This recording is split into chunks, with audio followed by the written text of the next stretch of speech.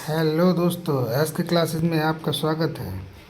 मैं संजीव सर आज आप लोगों के लिए लेकर के आया हूँ एक बेहतरीन वीडियो। सौरमंडल से संबंधित क्वेश्चन आंसर कहाँ से बनते हैं आज हम पढ़ेंगे एनसीईआरटी क्लास 6 की इस बुक के माध्यम से। इसका पहला चैप्टर है सौरमंडल में पृथ्वी। आइए देखते हैं, शुरू करते हैं इस चैप्टर को। जहाँ पर भी इम्पोर्टेंट चीज़ होंगी हम उसको अंडरलाइन करेंगे। आप चाहें तो उसको नोट डाउन भी कर सकते हैं। कॉपी ऑन पेन लेकर के बैठें। सौरमंडल में पृथ्वी। यहाँ देखिए, सूर्यास्त के बाद आकाश को देखना कितना अच्छा लगता है। आसमान पहले एक या दो चमकते बिंदु ही दिखते हैं, लेकिन बाद में इनकी संख्या बढ़ती जाती है। आप उनकी गणना नहीं कर सकते। संपूर्ण आकाश छोटी छोटी चमकदार वस्तुओं से भर जाता है, जिनमें से कुछ चमकीले होते हैं एवं कुछ धुंधले होते हैं। ऐसा प्रतीत होता है मानो आकाश में हीरे जड़े हों। जैसा कि दोस्तों आप जानते होंगे कि आसमान में बहुत सारे तारे दिखाई देते हैं, है ना। छोटी छोटी चमकदार वस्तुओं से भरे हुए भी होते हैं। कुछ चमकीले तारे होते हैं और कुछ धुंधले तारे होते हैं। इनमें कुछ टिमटिमाते प्रतीत होते हैं।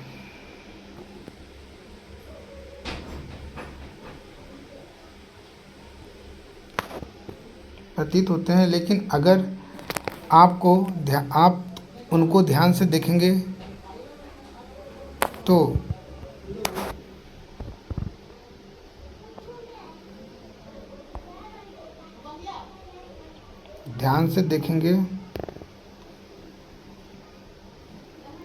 तो आप पाएंगे कि इनमें से कुछ की टिमटिमाहट अन्य से अलग है और ये बिना किसी टिमटिमाहट के चंद्रमा के समान चमकते हैं।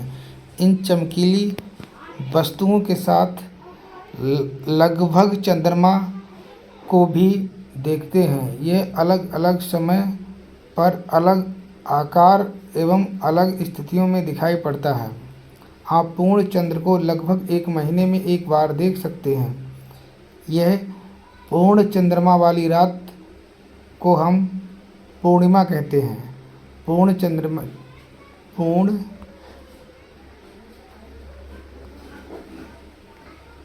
ये देखिए, हम देखते हैं यहाँ पर जिस रात को चंद्रमा पूरा चमकता है उसे हम पूर्णिमा कहते हैं।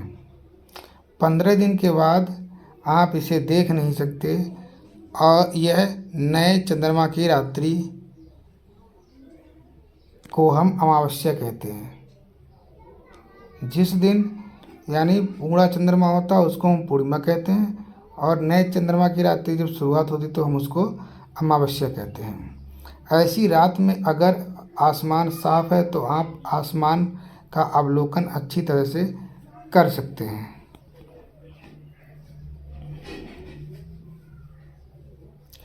क्या आपको इस बात का आश्चर्य नहीं होता कि हम दिन के समय चंद्रमा एवं इन सभी छोटी चमकीली वस्तुओं को क्यों नहीं देख पाते हैं? ऐसा आपको लगता होगा कि दिन में ये सब चंद्रमा और तारे हमें दिखाई क्यों नहीं देते? ऐसा इसलिए क्योंकि सूर्य के अत्यधिक तेज प्रकाश के कारण समय चमकने वाली वस्तुओं को हम दिन में नहीं देख पाते हैं। रात के समय चमकने वाली वस्तुओं को दिन में नहीं देख पाते हैं। सूर्य, चंद्रमा, वे सभी वस्तुएं जो रात के समय आसमान में चमकती हैं खगोलीय पिंड कहलाती हैं। सूर्य, चंद्रमा, सभी वस्तुएं रात के समय आसमान में चमकती हैं और इन्हें हम खगोलीय पिंड कहलाती हैं।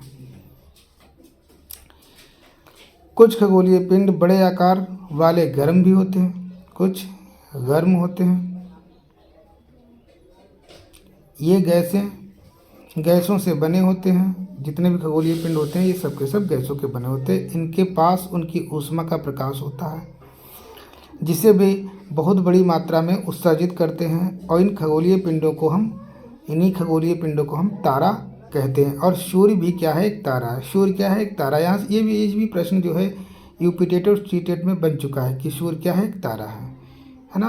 खगोलीय पिंडों को हम तारा कहते हैं और सूर्य क्या है? सूर्य भी एक तारा है। जी,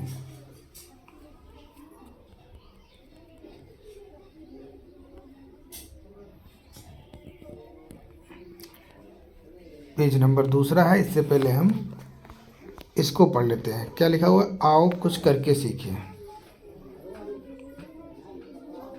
चलो इसे छोड़ते हैं, आगे पढ़ते हैं। यहाँ से नहीं, ये देखते हैं। ये देखिए, यहाँ पर एक चित्र बना हुआ है। एक बच्ची खड़ी हुई है सप्तऋषि एवं ध्रुव तारा को देखती हुई। ठीक है, सप्तऋषि संकेतक तारा, और ये उत्तर दिशा, ये पूर्व दिशा, और सामने ये ध्रुव तारा है। चलिए इसे भी पढ़ते हैं। रात के समय चमकते हुए अनगिनत तारे सूर्य के समान ही हैं, लेकिन हम में से बहुत अधिक दूर होने के कारण हम लोग उनकी ऊष्मा यानी प्रकाश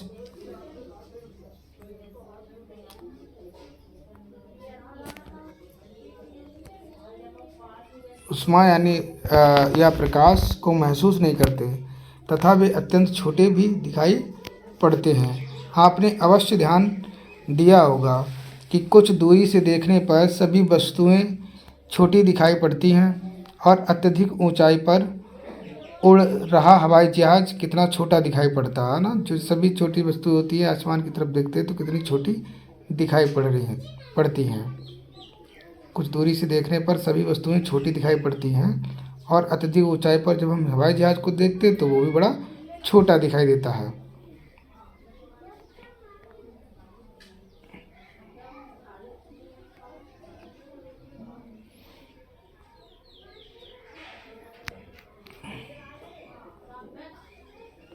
ये पैराग्राफ यहाँ से पढ़ते हैं।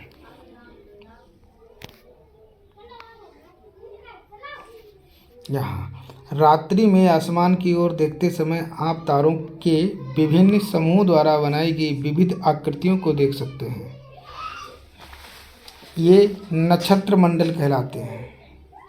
यानी रात में आसमान की ओर जो चीज़ें हम देखते हैं, विभिन्न प्रकार की आकृतियाँ देखते हैं तारों से बनी हुई, वो सब नक्षत्र मंडल कहलाती हैं। या अर्सा मेजर या बिग बियर इसी प्रकार का एक नक्षत्र मंडल भी कहलाता है। अर्सा मेजर जिसे हम कहते हैं, बिग बियर, ये भी क्या है? एक प्रकार का नक्षत्र मंडल है। बहुत आसानी से पहचान में आने वाला नक्षत्र मंडल है सप्तऋषि।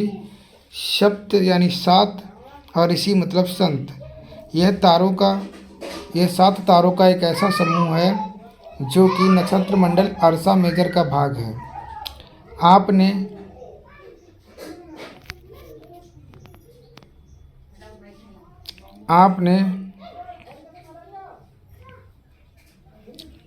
अपने परिवार या पड़ोस में किसी बड़े व्यक्ति से कहिए कि वह आपको आसमान में और अधिक तारों, ग्रहों तथा नक्षत्र मंडल को दिखाए। प्राचीन समय में लोग रात्रि दिशा का निर्धारण तारों की सहायता से करते थे। उत्तरी तारा उत्तरी दिशा बताता है और इसी तारे को हम ध्रुव तारा भी कहते हैं या कहा जाता है। ये आसमान में हमेशा एक ही स्थान पर रहता है। हम सप्तऋषि की सहायता से ध्रुव तारे की स्थिति को जान सकते हैं।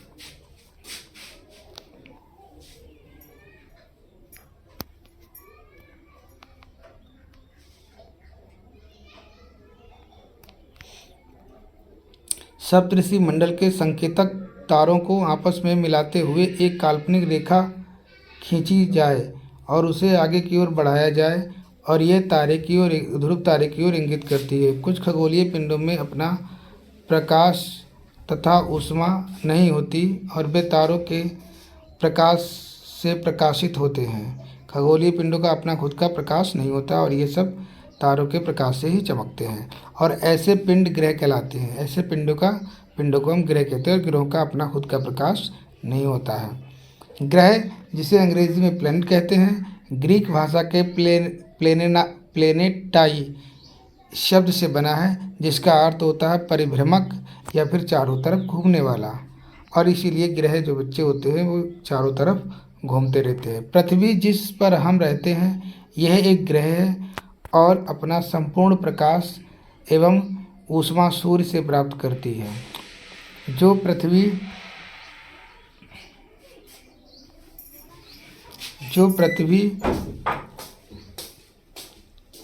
के सबसे नज़दीक का तारा है। पृथ्वी को बहुत अधिक दूरी से जैसे चंद्रमा से देखने पर यह चंद्रमा की तरह चमकती हुई प्रतीत होती है। रोचक तथ्य दोस्तों ये है कि बृहस्पतिवार हो या शनि हो या यूरेनस के चारों ओर छल्ले हैं। ये छल्ले विभिन्न पदार्थों के असंख्य छोटे छोटे पिंडों से बनी पट्टियाँ हैं और पृथ्वी से इन छल्लों को शक्तिशाली दूरबीन की सहायता से हम देखा जा सकता है। नेक्स्ट पेज, ये देखिए यहाँ पर ये बना हुआ है चित्र।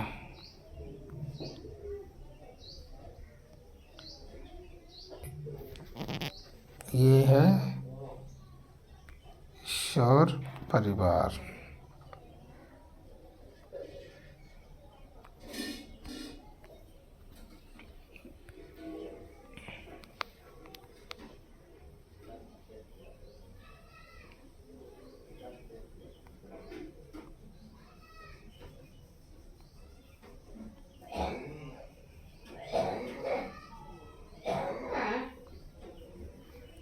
चलो आगे अगला पेज।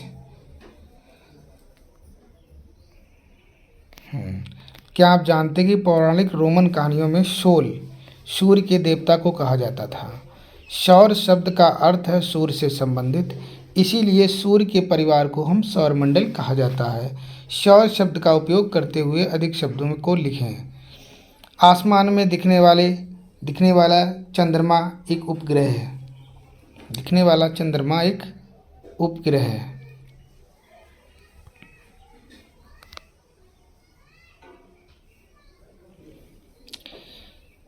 यह हमारी पृथ्वी का सहचर है और इसके चारों ओर चक्कर लगाता है।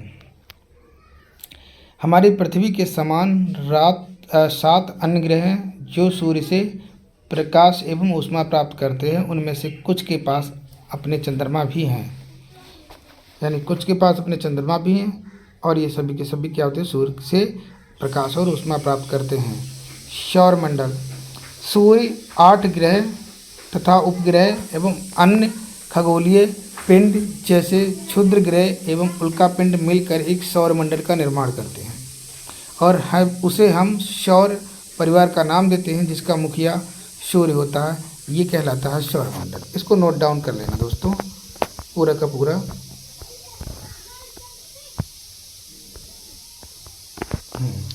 ये यहाँ से यहाँ तक इसको पूरा नोट डाउन करना था। सौरमंडल किसे कहते हैं, तो सौरमंडल में सूर्य होता है, 8 ग्रह होते हैं, उपग्रह होता है, कुछ अन्य खगोलीय पिंड होते हैं जैसे क्षुद्र ग्रह एवं उल्कापिंड मिल करके एक सौरमंडल का निर्माण करते हैं और उसे हम सौर परिवार का नाम देते हैं और इसका जो मुखिया होता है वो सूर्य होता है।